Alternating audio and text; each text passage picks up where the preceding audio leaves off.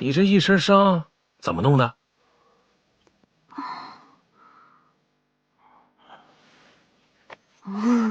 不小心摔的。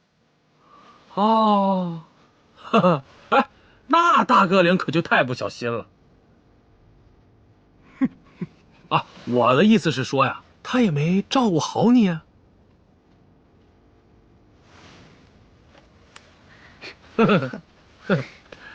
我跟你们说啊，一般在家挨打的女人都这么说，对不对？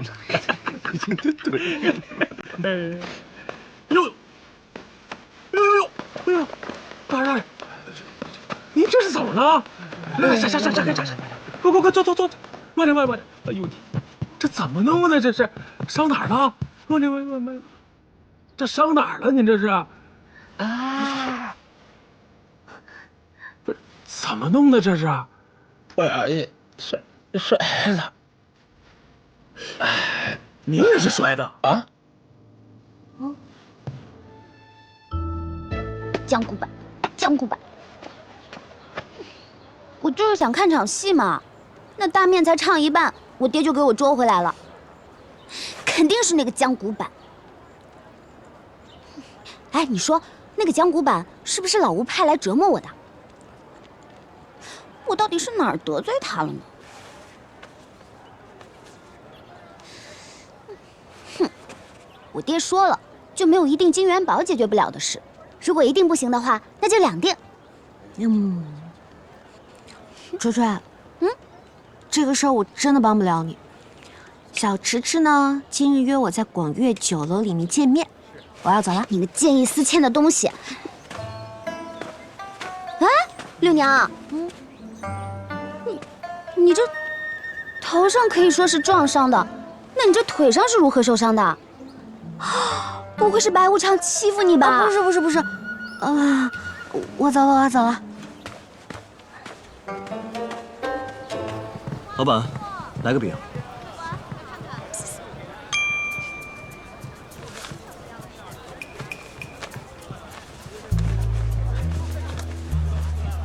呀，今天天气真好啊！来，拿好您的饼。谢谢，记我账上。好。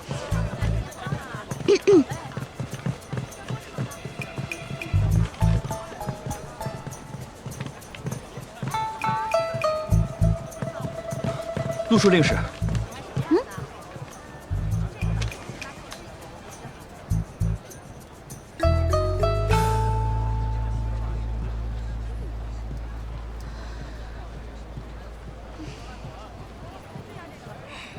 江古板，你就明说吧，你到底想要多少？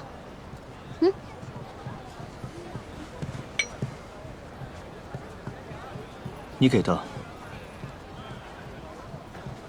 足够多了。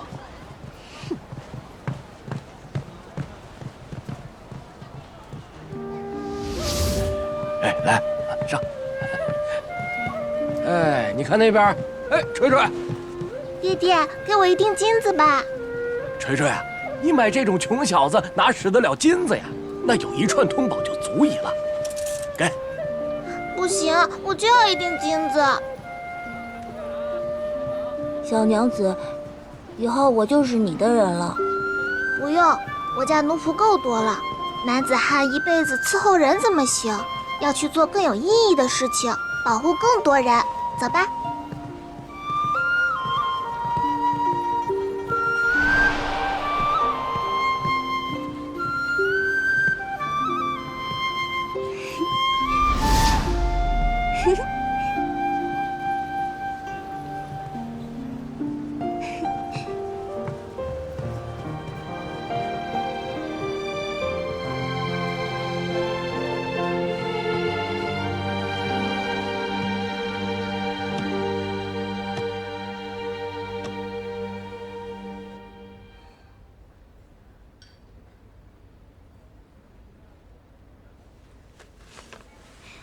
小迟迟，你我以文会友，闺中书信多时，今日终于要见面了，还真有些紧张。不知你是一位怎样如花似玉的美娇娘呢？小姐，严博士突发疾病，请您快回府上看看。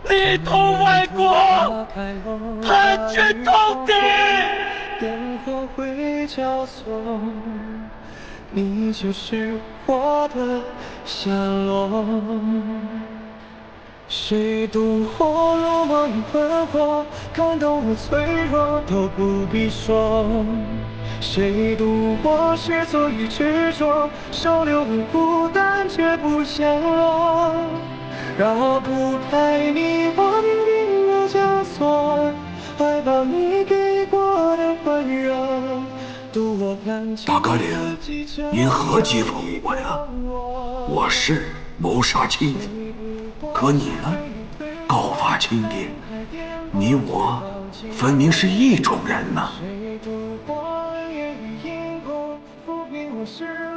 父亲，当年的路我没得选，但如今，只要我能顺利进入灵台，就能拿到当年的通敌书信，来证明其是伪造，父亲的罪证就又少一条。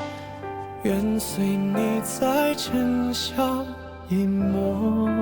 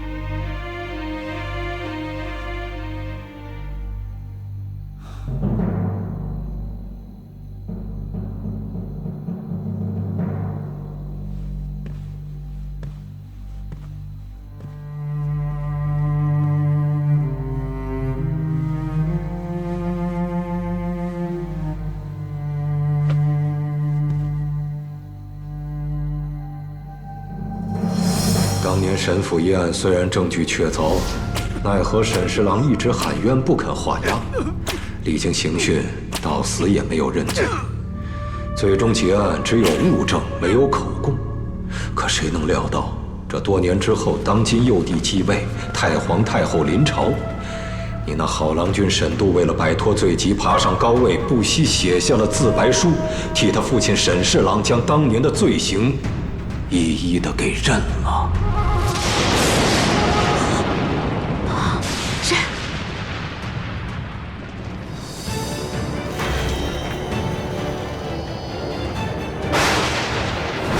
是我，你的夫君。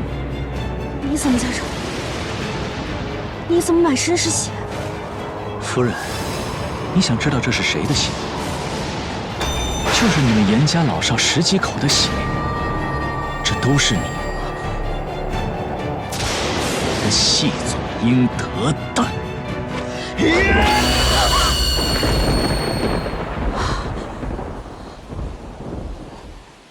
你真的是如此冷血无情之人。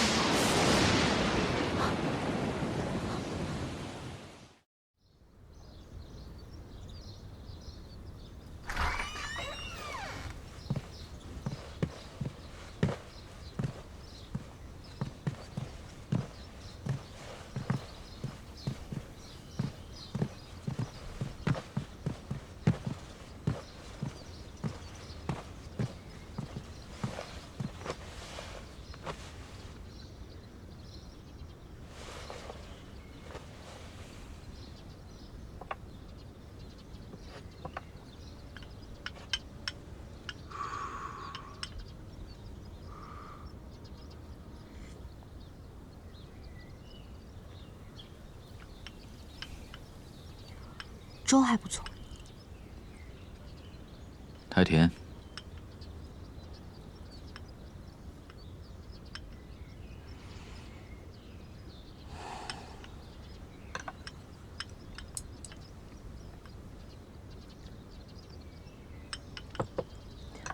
小菜还挺脆的。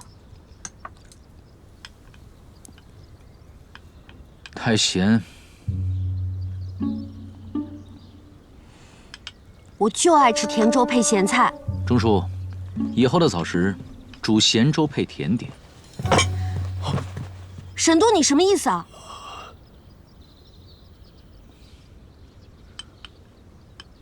我没什么意思。沈都，你便是这样的人吗？你真的就是这样的人吗？是又如何？不是又如何？严杏，我沈都就是这样的人。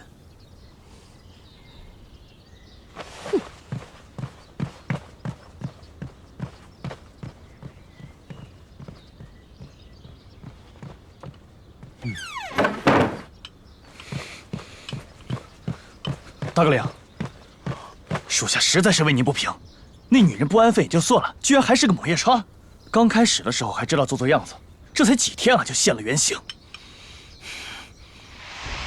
你有你的差要听，我也有我的差要交代，总得做样子嘛。但不会动真格的，你放心吧。景林，你说是大格令夫人被夫君打，还是白无常遇上个母夜叉，更能让香安城的深宅贵女们兴奋，让张相之流觉得有机可乘？啊？成亲之日已过去数日，得让人有些谈资了。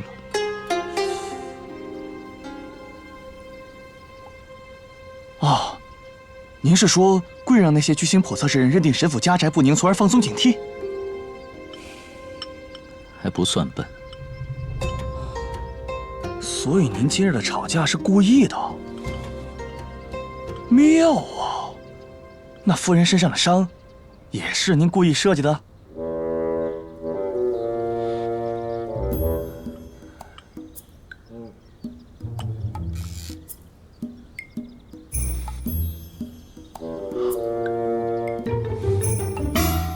弘文馆素来招的都是品阶高的人士，此次招考并不负举荐信，对家世毫无考察，又如何评判品行呢？那就比谁文章写得好呗。那些乡野匹夫，只要肯埋首苦背，头悬梁锥刺股，没准就能中了大奖入了馆。我可不愿和他们做同窗。太皇太后，弘文馆考学临近，这回是第一次放开家世考察，寒门有学识有能力的学子皆能公平竞选，意义非同一般。而且此次还特别允许西陈和南郎的学子一同来考试，所以这考试的桩桩件件事宜皆不得马虎。是啊，张相说的极是，此次考学前所未有，会影响我们大仓的脸面。那张相，你觉得哪一位爱卿堪此重任呢？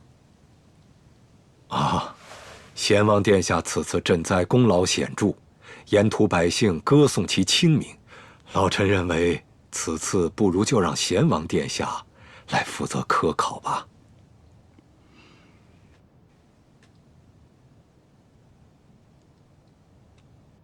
世人皆知贤王张相看重门阀，你们来负责，那岂不是再无天下寒门半点机会？皇姐误会了。那英王，你觉得哪一位更合适呢？我看，倒不如让沈度来负责。英王殿下何时如此器重沈大阁领了，竟要让负责武职的内卫府去掌管文科考试？来中丞此言差矣，选贤举能都是为太皇太后效力。弘文馆考学虽是文事，可相关配置不止舞文弄墨，更是需要铁腕担当。内卫府做事向来仔细，定能安排妥当。内卫府愿为太皇太后分忧，倾力一试。太皇太后，这沈大阁领终日抓人办案，闹得人人心惊，而且沈府后宅又纷争不休，无齐家之象。若让沈度来负责此次科考，那实在是有辱斯文啊，太皇太后。沈某后宅之事，张相倒是清楚得很。好了，这件事情，让哀家再好好想想。臣告退。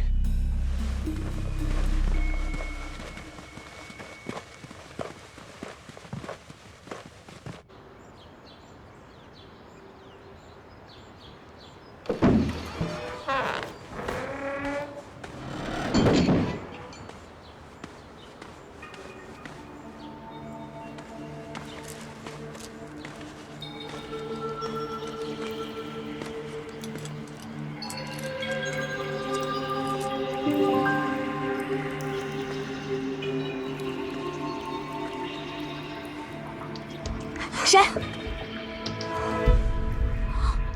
三姐，你快起来！六娘，是三姐对不起你。三姐，你怎么回来了？韩郎君呢？是你替姐姐受累了。我和韩郎商议，索性一起回家请罪。可我不敢回家，就只好躲在沈府外面。对不起，三姐，你别自责了，我们先回家，有什么事儿回家再说。哎，对，那边啊，来，下边，哎，对，啊，哟，快下来，三娘和六娘回来了。老爷夫人，三娘和六娘回来了。老爷夫人，三娘和六娘回来了。老爷夫人，啊，三娘回来了。是，三娘和六娘回来了。彩薇，你可回来了！你把娘带六娘，阿娘，彩薇，哎呦，苦命的六娘啊！原来外面的传闻是真的，那个白无常真的敢打你啊！阿娘，不是你好心好意替别人去闯阎王殿，人家没良心的，吃香喝辣，母女团聚，唯独我可怜的六娘，被那个白无常威胁折磨毒打。没有啊，六娘。是我太自私了，只想着自己。今日在沈府外，我听他们说你被那白无常辱骂，三姐心里痛苦万分。那白无常还辱骂你啊？应该是互相辱骂。下次再有这样的事儿，为娘豁出去了，一起骂他。阿娘真的没有。大伙儿都在呢，大伙儿，停。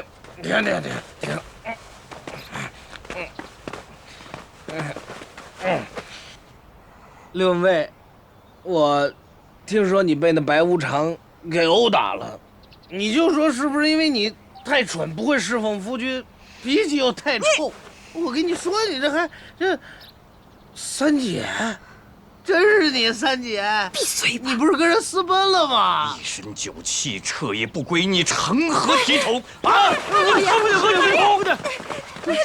体统？哎，老爷，哎呀，滚回屋去！使不得呀！父亲，我想起来了，我刚才回来的路上，好像看见那个白无常带着一队内卫冲咱家来了，不知道要抓谁。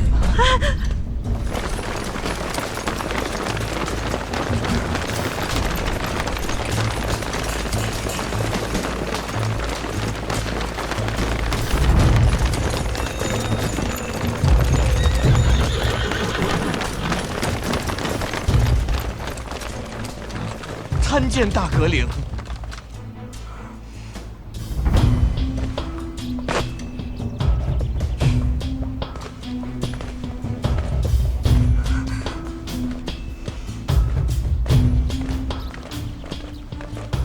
大阁领。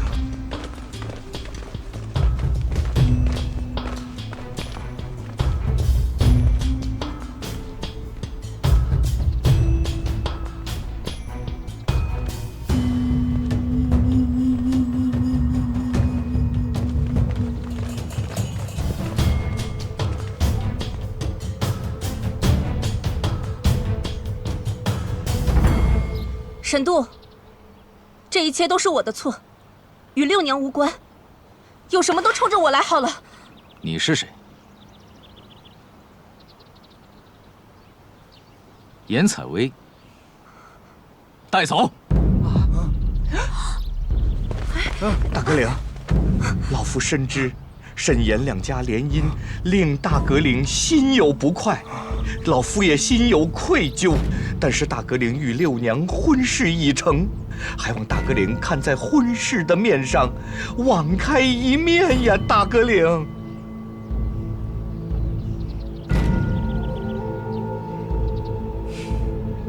严信也带走。两个人都带走啊，大哥领！大哥领不可呀，大哥领！不许动！我严墨杰在此，谁也不许碰我严家人。白无常，你真以为你是阎王殿的，是不是？你想勾走谁的魂就带走谁，还有没有王法了？你给我闭嘴！这个东西妨碍公务，一块带走。大哥领，大哥领，手下留情啊，大哥领！大哥领不可呀，大哥领！大哥领啊！大哥领，放开我！手下留情啊，大哥领！六娘，大哥领啊，不可呀！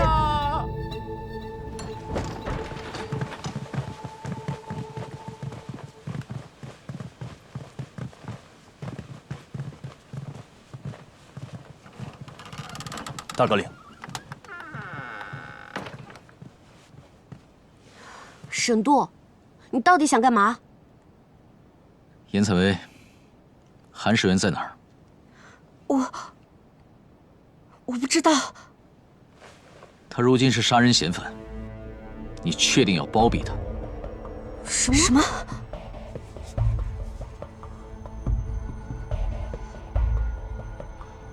夫人，您近日未去刑部，有所不知。弘文馆的一口偏井中发现了一名学子的尸体，因此案涉及到弘文馆学子惊动了太皇太后。太皇太后指命由内卫府来查办，而目前最大的嫌疑人便是韩世元。不可能，海浪他绝不可能杀人。你以为韩世元与你是为爱远走天涯，但证据显示，他是杀人畏罪潜逃。怎么会？不可能！三姐，你当真不知道韩世元身在何处？他必须现身，才能证明自己的清白。我们一回到香安，海浪他就不见了。我真的不知道，我真的不知道。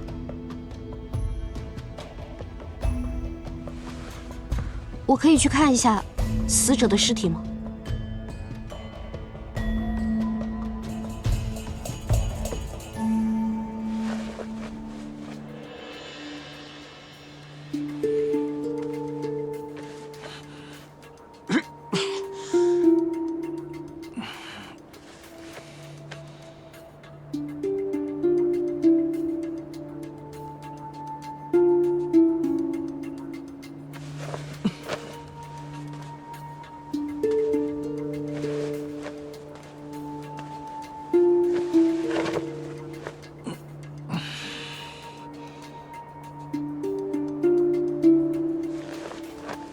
尸体的口鼻内并无呛水痕迹，排除溺水自杀。身上有多处皮肉挫伤，有打斗痕迹。死亡时间约莫将近1个月。夫人，死亡时间应为5月初7。多谢。内卫府的仵作就是厉害，居然能推测得如此精准，佩服佩服。看来我还得多跟你们学习学习。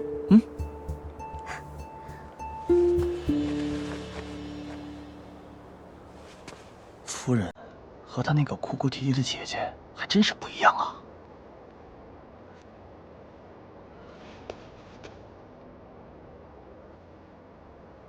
你们站得那么远，是怕尸体会过度腐化，突然炸开吗？不用担心，腐化程度还未到，不会炸开的。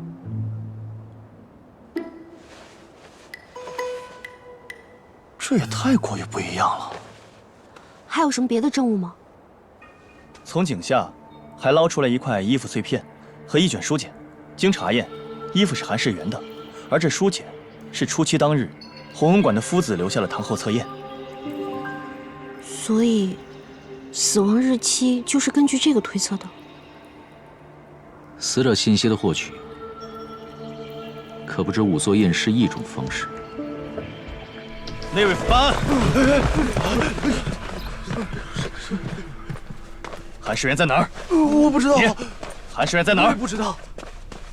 我说是吧？景离，哎呀，哪有你这么问的？屈打成招嘛，人都快被吓死了。我差点就问出来了。我来问。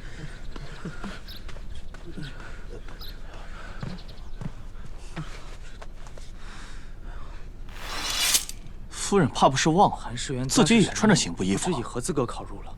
平常里很低调，和我们交流都不多。啊，请问你这段时日可有见过韩世元？哦，最后一次看到韩世元是在5月初7的晚上。那天我从他寝室路过，看他和同窗告别后，然后就出门了。5月初7的晚上，你这么肯定？那天他出门往西走，我正要和他打招呼呢。结果一扭头就看到了东边的火光，再然后就听说了明堂大火，所以记得。韩世元是我们馆中数1数2的俊俏学子，平常跟大家很少有来往。哦，对了，你可以问问他同寝的蓝贵州。不过蓝贵州这个人向来内敛沉闷，他只同韩世元讲话的。你是蓝贵州吗？我是蓝贵州。 5月初7，你可见过韩世元？见过。世元说他要离开湘安回去成婚，话别之后就向西去了。好，多谢。我了解的情况，姐姐，姐姐，有什么我可以帮忙的吗？怎么哪儿都有你呀？我来收学子的典当之物啊。我们平常查案就得像姐姐一样深入一线。我姐姐查案的样子，真是英姿飒爽。什么时候我才能拜她为师，跟着查案呢？姐姐，任何人不得妨碍严书理专心查案。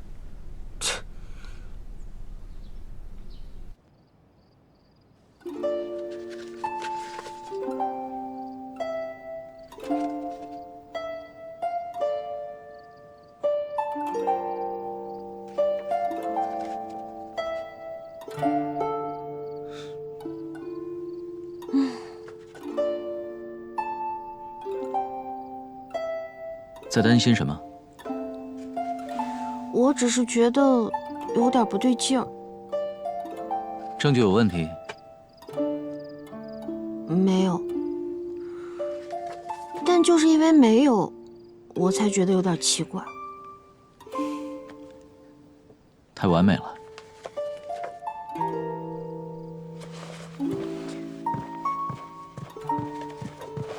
你来看，来看。人证和物证都太过完备，以至于感觉有点刻意。查案不能只靠感觉，我只相信证据。我也相信证据，但如果证据是假的呢？你看这儿，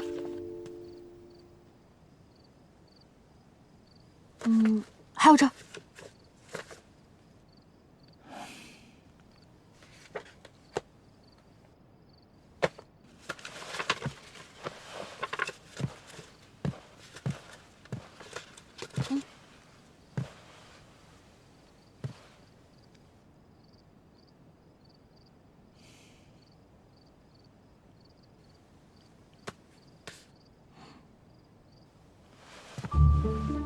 你干嘛？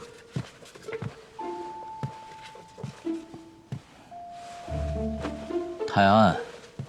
哪里暗了？这屋里简直亮如白昼，我都觉得刺眼，好吗？先说物证，又是书简，又是衣服残片，这两个证据好像生怕查不到韩世元头上。韩世元的那件衣服颜色那么明显，若是撕掉了，怎么会看不出来呢？你再看这个，这2个学子人证都说5月初7的夜里见过韩世元，而且非常笃定。可那天是我们结亲之日，三姐和韩世元在5月初6就已经跑了。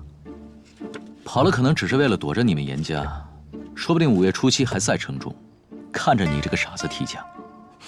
不会，我三姐跟韩世元在我们结亲之前就已经出城了。这么相信你三姐？嗯。那他为什么让你提家？我三姐不也是没有办法吗？谁愿意嫁给你这个白无常？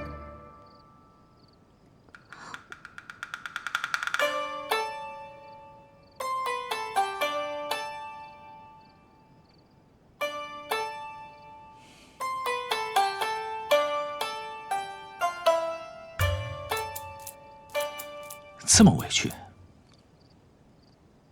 那你也走。阎罗殿也不欢迎你。走就走。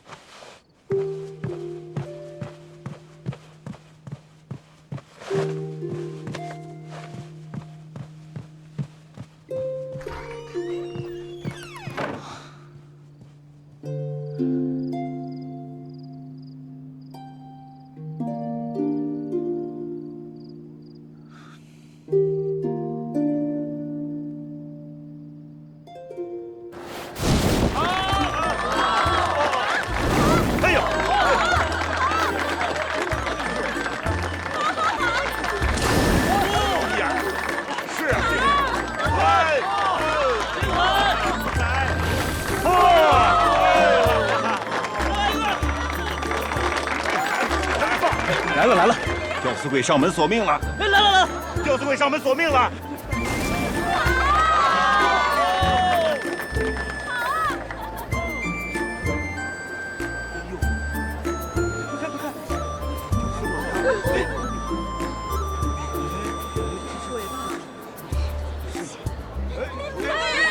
收！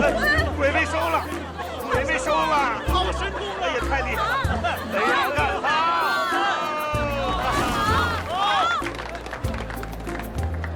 我哪有什么神通啊？这只不过是最寻常的障眼法罢了。我在里面操作机关，向下操作。那这白布上呈现的就是向上的图。大家切记，若是以后有人说能借此法术诓骗大家抓鬼，此人定是江湖骗子。哦，原来是这样，现在知道了。哎，你这么直接揭秘拆台，就不怕砸了同行的饭碗，他们找你麻烦？墨子曰：“井道，在我有端与井长，说在端，这是古人千百年前就知道的道理。所以，但凡是读书之人，我想都应知晓此事。所以，这也不是什么机密，更不应该诓骗那些老百姓。”你这位郎君倒是有趣的很，看你虽然身在鬼市，却是个有风骨的读书人。我只是听闻这弘文馆不论门第，开科取士，我呢就来凑个热闹。原来如此，那先预祝郎君高中。我就平时好读闲书，看到经师子集，我也根本就看不进去，倒是怕是入不了这弘文馆的法眼，也就只能在这鬼市讨些营生了。郎君自谦了。我看你对这光影之术很有研究，倒有一事想要请教。不敢，叫我阿潘就行。小娘子如若有事，但说无妨。无论是防身之术，又或是御夫之道，我都略知一二。啊，这些我都不用。看你这个机关本来无鬼，却恍若有鬼，那你可知有什么办法能让屋里没有人，屋外之人却觉得看到了他？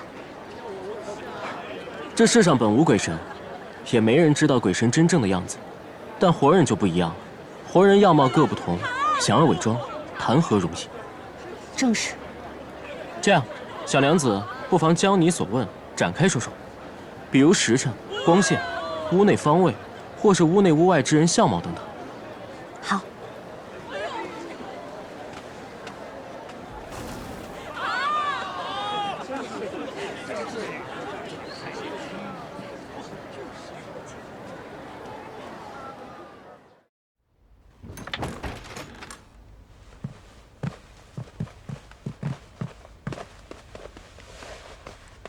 来内卫府做什么？我找到证据了，韩世元是被冤枉的。哦，什么证据？晚上跟我去弘文馆，我让你当场击凶。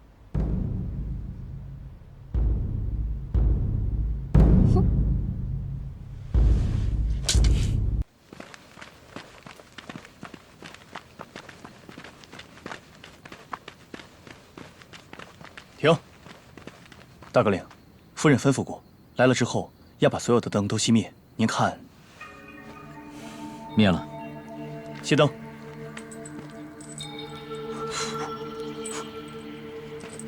大哥领，您小心台阶。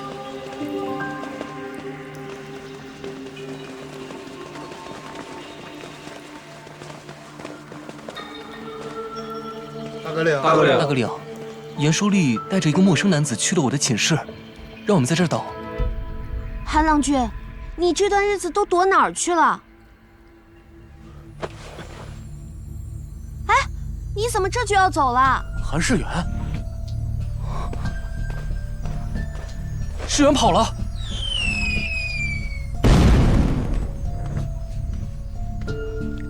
确定这人是韩世元？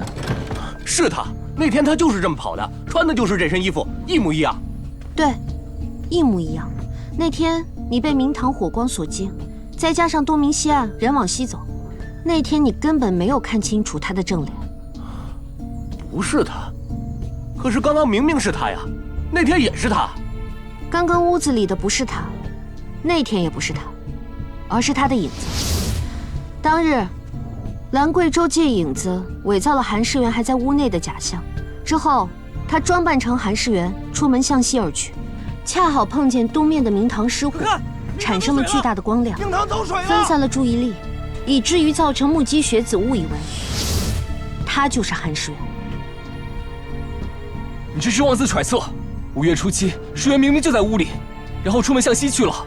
问题就在于，无论是你，还是屋外目击的这位学子，都表示只有韩世元一个人出了门。你在屋内，屋里有灯，里明外暗的情况下，你又是怎么看到韩世元往西去了？严书立说的是，这屋里亮灯，确实看不到外面。至于为什么要伪造5月初7夜里韩世元还在弘文馆，那就要问问他的这位好同屋了。带走。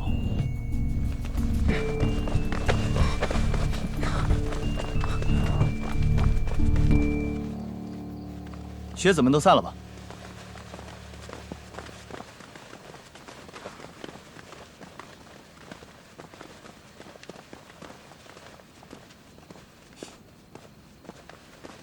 阿潘，今日真是多谢你了。雕虫小技，不足挂齿。这个阿潘到底是谁啊？我看夫人和他笑语盈盈的，倒像是老相识了。严书立，今日在下还有事，便不做久留了。你这就要走了？我都还没来得及跟你好好道谢呢。有缘自会相见，以后若有事，随时来贵市找我。一言为定。是吗？是啊，夫人在府里可从来没有这么开怀过。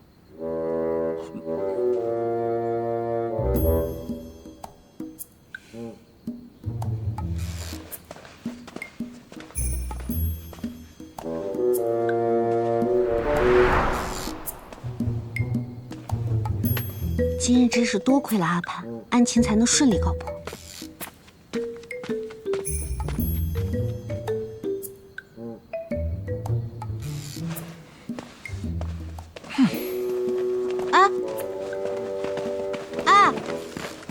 你们去内卫府不带我吗？还没审讯呢。自己想办法。又发什么疯？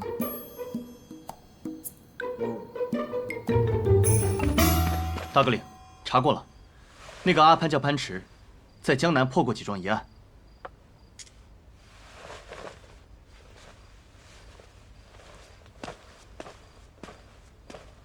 大哥领，现在开始审吗？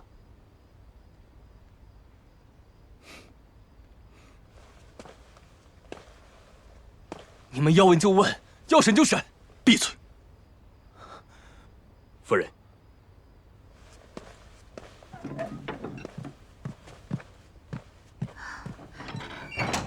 审得怎么样？夫人，你可算来了，就等你了。爬都该爬来了，还不开审？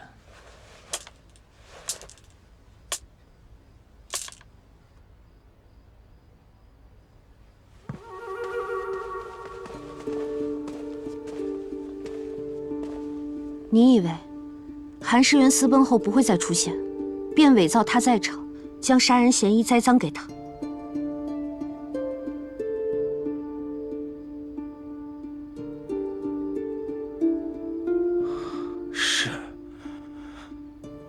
是啊，世元明明说初六夜里就跟爱人私奔，我没有要害世元，我知道他要走，我只是想见他的名头。但这好像不是你的杀人动机吧？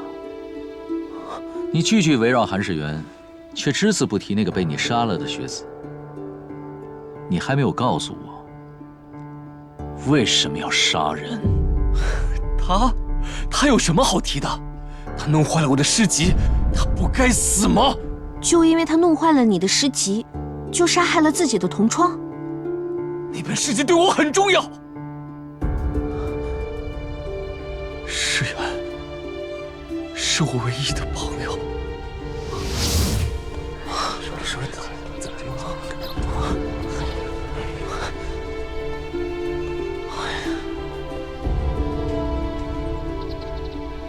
自从世元跟严三娘在一起之后，我熬了好多个通宵，超疼的那本诗集，是我送给世元的礼物。啊，我的诗集不就是本抄的破诗集？你以为你是潘延之吗？以为这破诗集真的会有人当宝一样喜欢吗？哼，一沓废纸。我的诗集。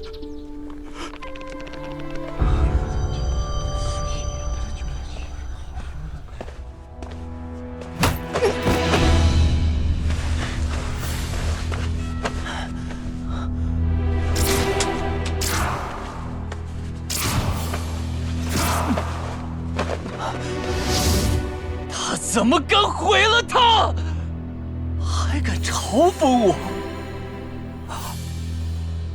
你杀人，又故意栽赃给韩世元，其实你心底盼着他听到消息回来。韩世元回到湘安后就失踪了，你是不是见过他？你把韩世元藏在哪儿了？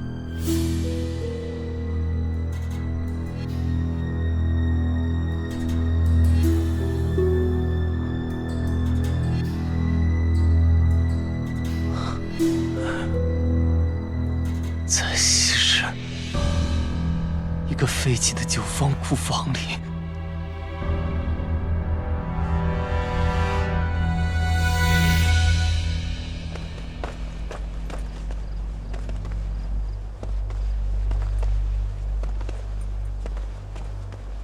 这兰贵州，平日竟在此处虐杀动物，他内心如此扭曲，怪不得会因为一本诗集就产生了杀人的恶念。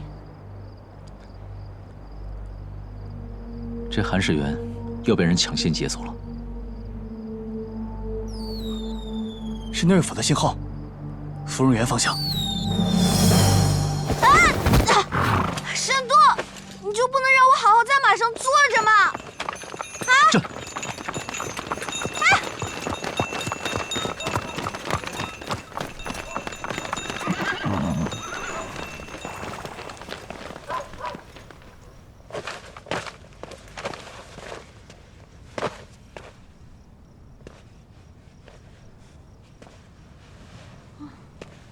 手。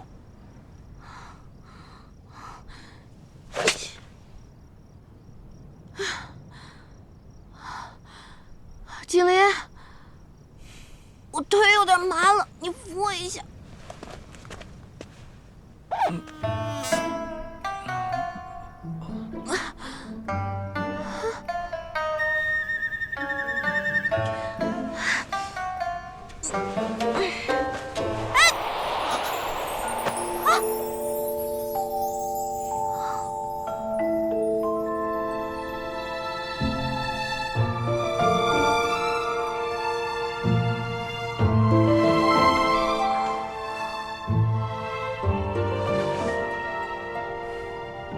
那么硬，以后就少逞了。去。景林，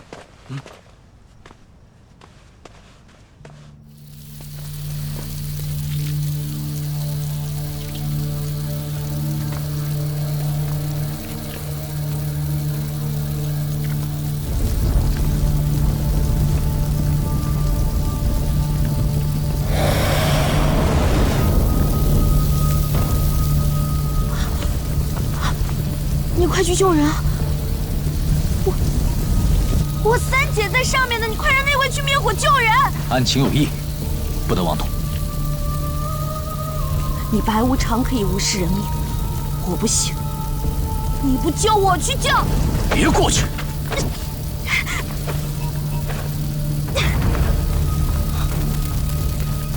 小心！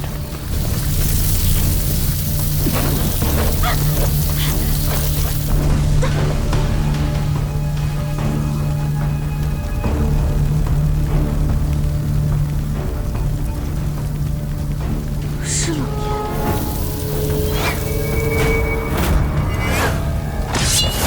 烟。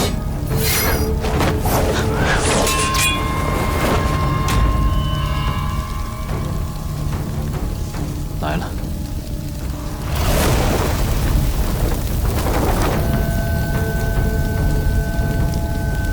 飞蛾扑火，朝生暮死，不入轮回，不死轮回。天下之耳，我陈火娥归来兮。陈火娥，5年前的连环杀人凶手，他不是在5年前就当众自枪了吗？人死不能复生，如此故弄玄虚、见不得光，想必是掩人耳目罢了。竟有人面对我重生的涅槃大阵，还能如此冷静自持，不愧是白无常啊！可惜，即便你是勾魂的无常鬼差，也阻挡不了我陈火娥涅槃重生。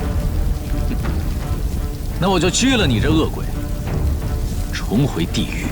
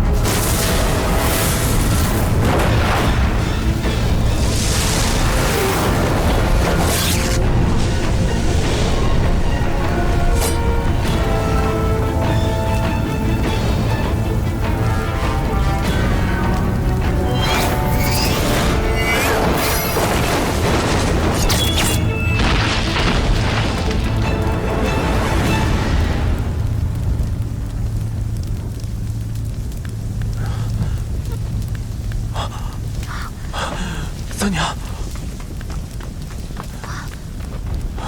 三姐，韩王，三姐，六娘，大阁里，杨长侍在此，那看来今夜是永安公主要过问此事了。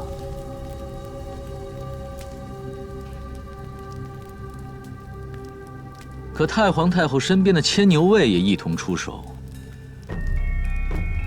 倒叫沈某有些看不明白了。这，英王殿下只令我救下韩郎君，其余的奴婢也不知晓。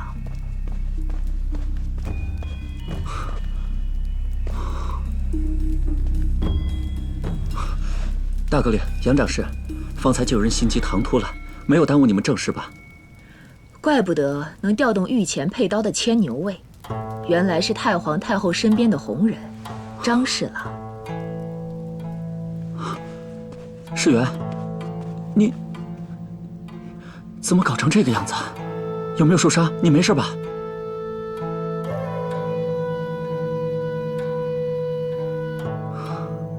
罢了罢了，你人没事就行。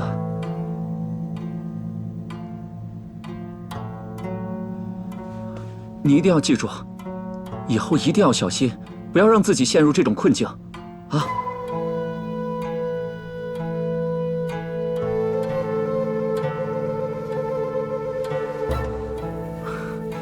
沈格岭，今日事出反常，还好有你在，日后得让内卫府的人多加操心此事，一定要抓到幕后指使之人，以绝后患。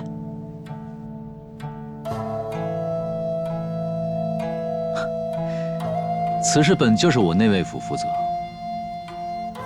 若不是二位心急，凶手早已伏法。情急之下，多有冒犯，望大阁领海涵。哼，这陈火娥重新现世之事多有古怪，击凶之事，还得仰仗大阁领了。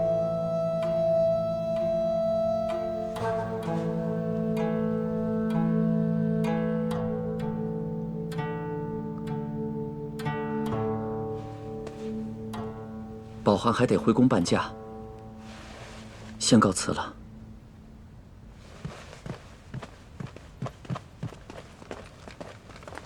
韩世元，殿下让我转告你一句话：只要韩郎愿意，殿下的心意并未改变。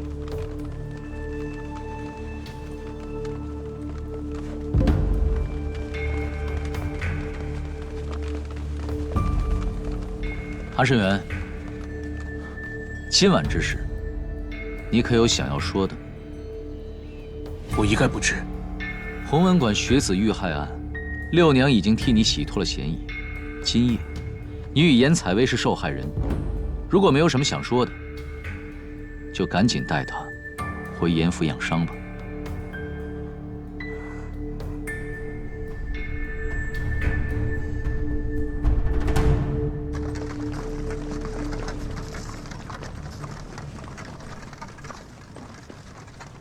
你这个三姐夫，竟然与永安公主还有张宝环都关系匪浅，真是令人意外啊！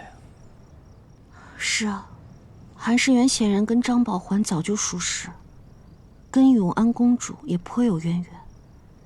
可是他们救了他，他却丝毫不领情，还恨不得装作不认识。这其中必有缘故。但是我三姐，看上去是真的什么都不知道。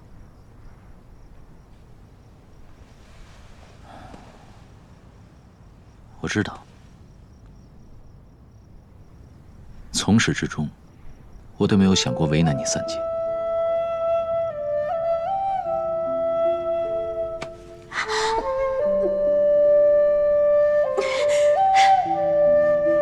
方才是我莽撞了。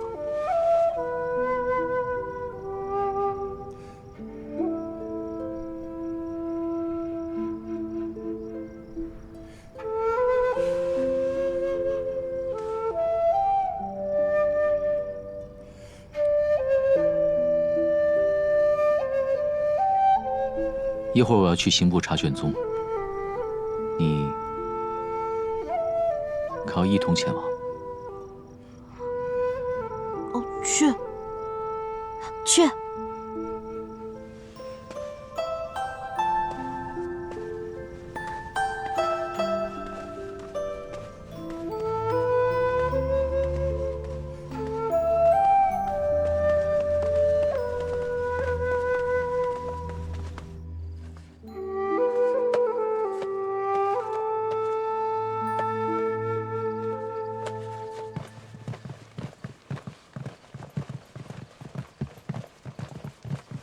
来，兄弟们，这里边摆2个，然后这儿再摆2个，门口2个位置都摆2个，灯笼之间都对齐啊！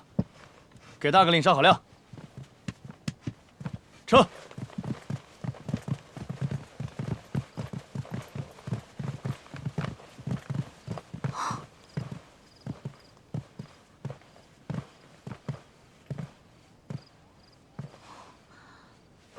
你这也太夸张了吧！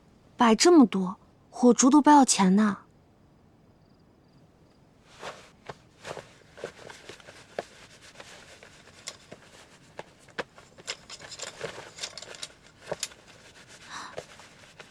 到了。5年前，恶女陈火娥多地作案，连续杀害了50多名女子。而死去的女子背后，都发现了一枚被火焚烧的巨大飞蛾烙印。一时之间，举国恐慌，各家有女子者皆闭门不出。最终，恶贯满盈的陈火娥被御茶司抓获，竟然是个面容丑陋的妇人。她狂妄声称自己懂死而复生的秘法，终将归来。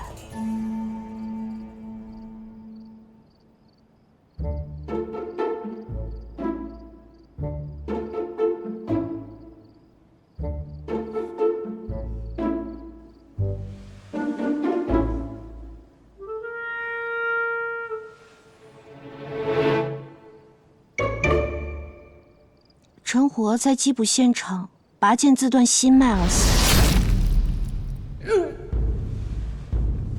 临终之前，还留下了一句话：飞蛾扑火，朝生暮死。不入轮回，不死轮回。飞蛾扑火，朝生暮死。不入轮回，不死轮回。唐大夫人。这2个案子，从作案动机和作案手法没有一丝相似的地方，但是单从案情来看，这2个案子都不是一个人能完成的，是个团伙作案。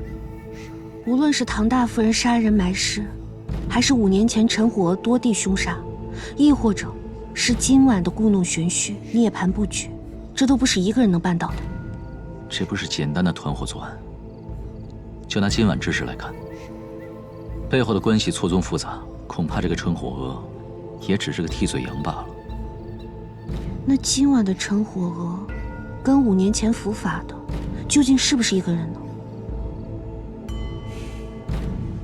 不管是不是一个人，5年前的陈火娥在犯案之后消失，那就说明背后之人已经不需要她了。而5年之后陈火娥再次出现，就说明这个背后之人又有需求了。是啊，他想要的究竟是什么呢？这背后错综复杂，稍有不慎，便可酿成大祸。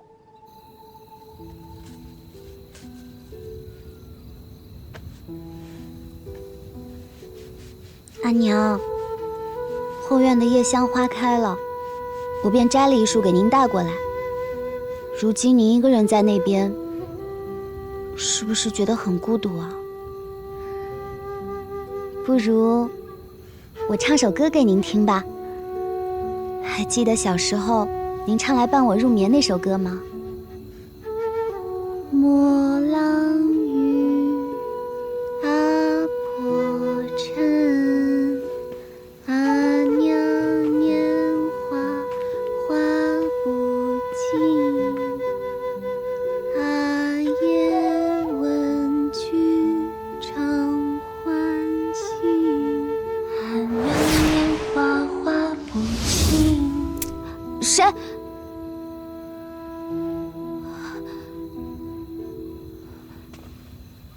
还是第一次听见有人在墓地唱童谣。月黑风高，倒是别有一番风趣。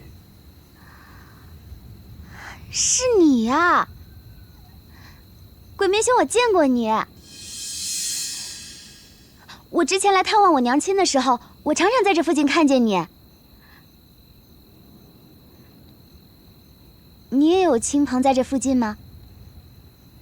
是啊，我母亲就葬在这附近。哦，嗯，我竟不知这附近还有哪个家族的墓葬。香安城附近的风水宝地，自然被高门贵族和富豪人家买下做了阴宅。无名小鬼只能蜷缩在墓地边陲角落，求一哭，地下栖息之所。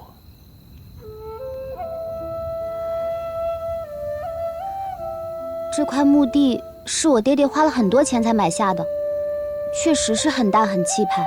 可是我知道，我阿娘她也并不想孤孤单单一个人在这儿，她也一定希望多交些朋友。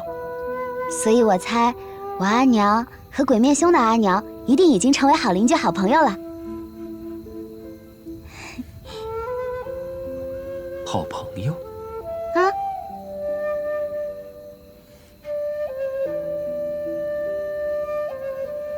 你倒是有些不同。嗯？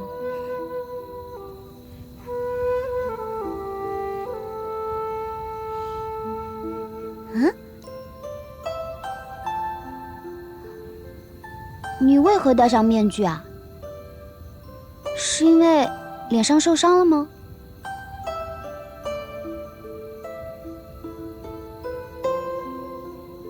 我从出生，脸上就有丑陋的胎记，形状可怖。看见过我脸的人，都会被吓得噩梦连连。你想看吗？我等会儿，我做个心理准备。你等我数5个数好不好？5、4、3、2、1。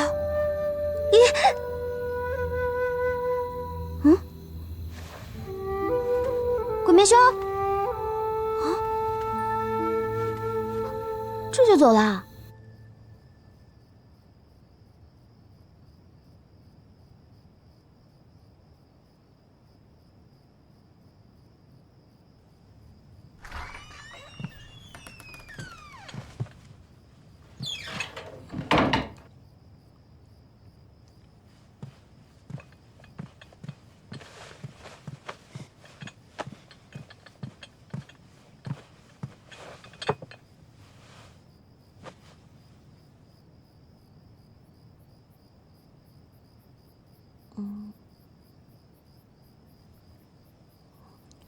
你的手还没有上药，我让沈老管家把府中的各种伤药都拿了过来，看看哪种最适合治这个腰伤。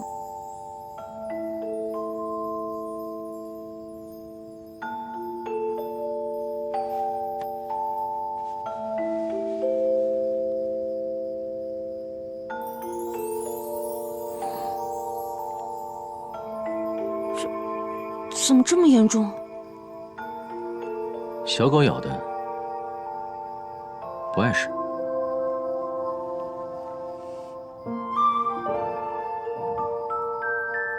沈老管家说有种红色的药，牙牙之前用过，被牙牙咬伤跟被我咬伤应该差不多。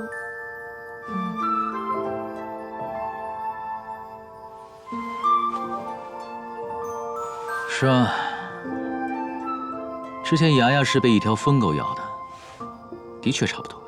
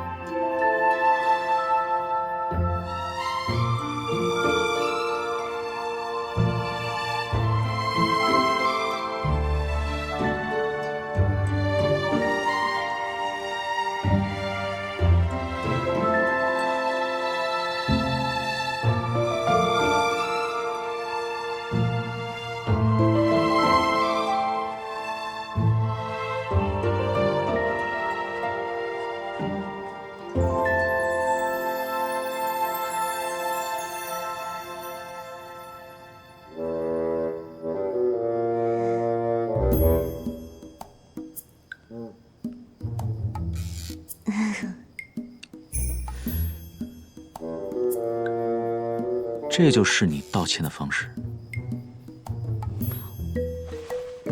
我道什么歉？你自己话说不清楚，让人误会。再说了，你受伤了一晚上都不知道让景灵包扎一下吗？还非得等我吗？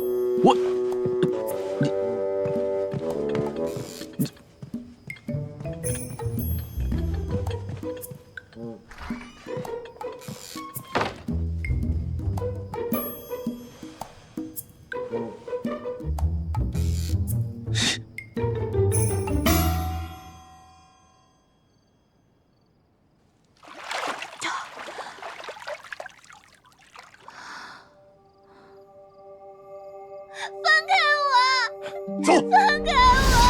放开！走！放开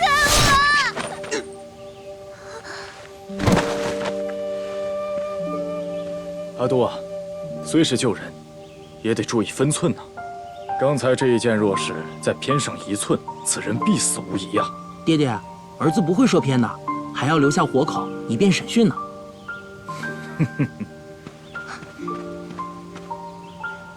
在下沈渡，你还好吗？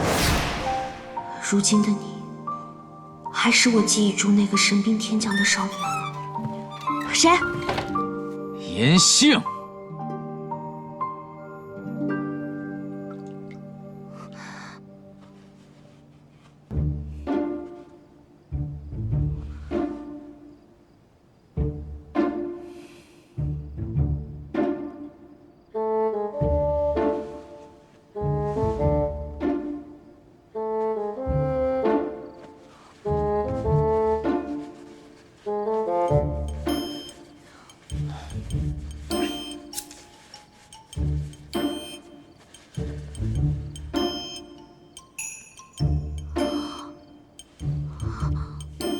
这怎么会这样啊？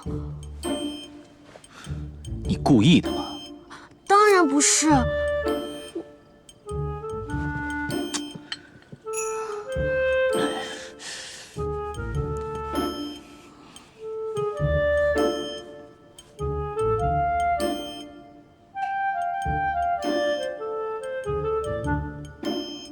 对不起，我拿错了。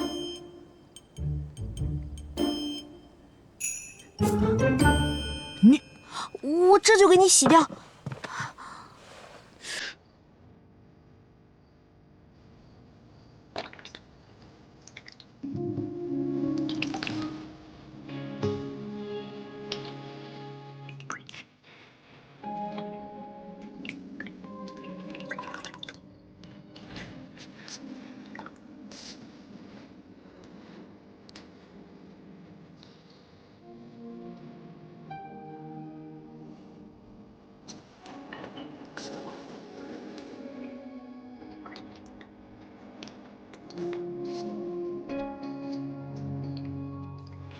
越相信。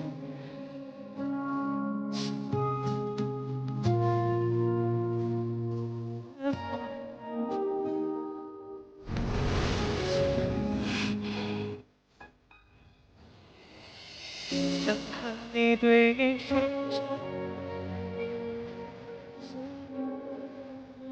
哎，你乖乖的，别乱动。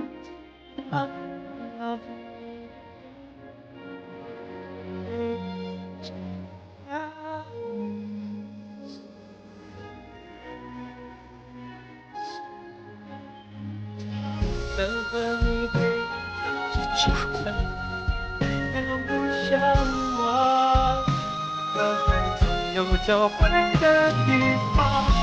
你已经变上，感情丝毫无法沧桑。这一生，反方。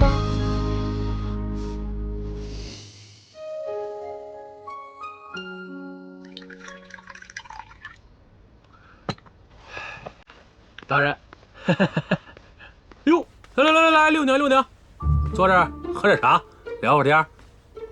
又有我的什么新传闻了？哪有啊，哪有？没有什么传闻。师傅大人，只不过呢，是我们大家呢一致赞同，咱们刑部出了个母夜叉。而且这个母夜叉极其的厉害，他敢对白无常吼3吼。可惜呀，到后来还是被白无常倒挂在马上，留下示众。这女子啊，还是要温良恭俭让才好。陆锤锤，你又迟到，迟到你还丧眉大眼的，你昨天干什么去了？没干什么。哼，像什么样子？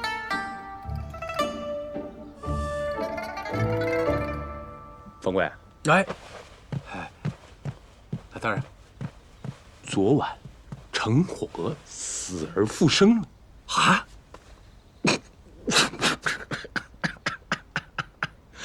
内卫府大阁领一早上派人送了卷宗过来，意思这个案子呢……进来的时候，这个负责收阅卷宗的季方明把这个给我了，说是万年县递上来的案子。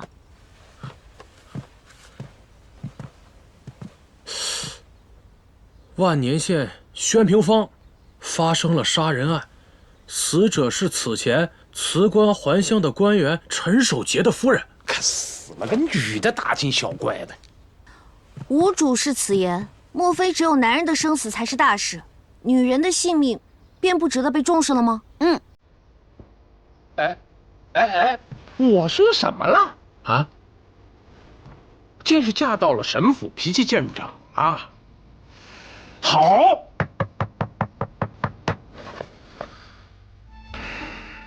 当我没说。冯贵，那就安排医疗人查查。大人，这仵作的报告写着，死者应死于昨夜，肩膀上出现了浴火的巨大飞蛾，跟5年前陈火娥杀人案那些死者身上的一模一样。又是陈火娥。吴主事，还请让我参与调查此案。此事既然和陈火娥死而复生一案有关，理应交由内卫府一并处理。没错，我们刑部插一脚，不合适。对，不合适。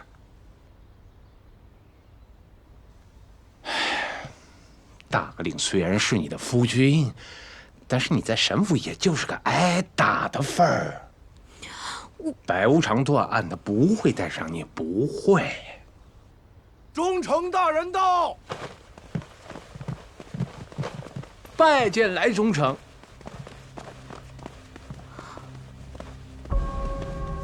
来忠诚。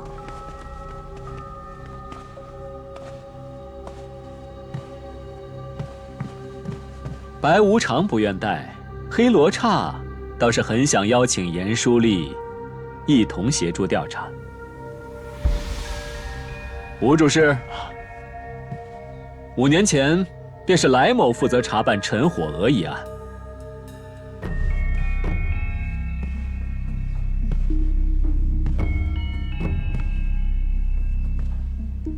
严六娘的查案手段，来某早有领教。此次既然也对陈火娥一案有兴趣，不如就此来我御查司就职，助我缉拿真凶，如何？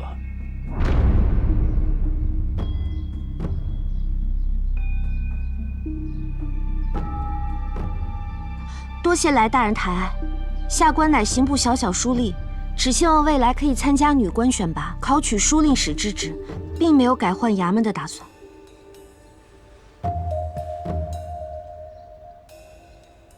既然沈夫人敬酒不吃，那就来日再聚。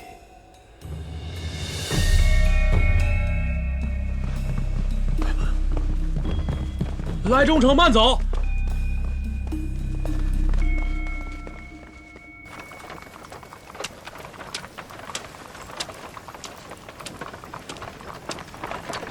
停车。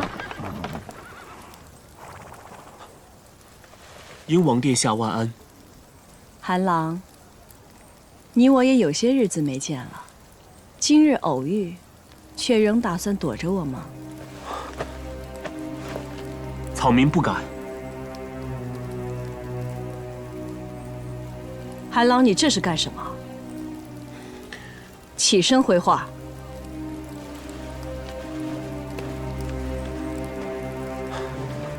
幽王殿下，我不顾一介草民，怕污了公主的眼。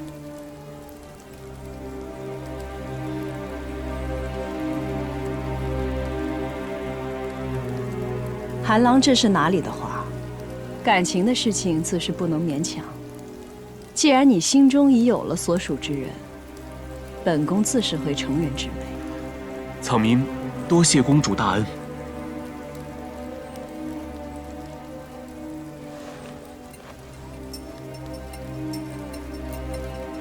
走吧。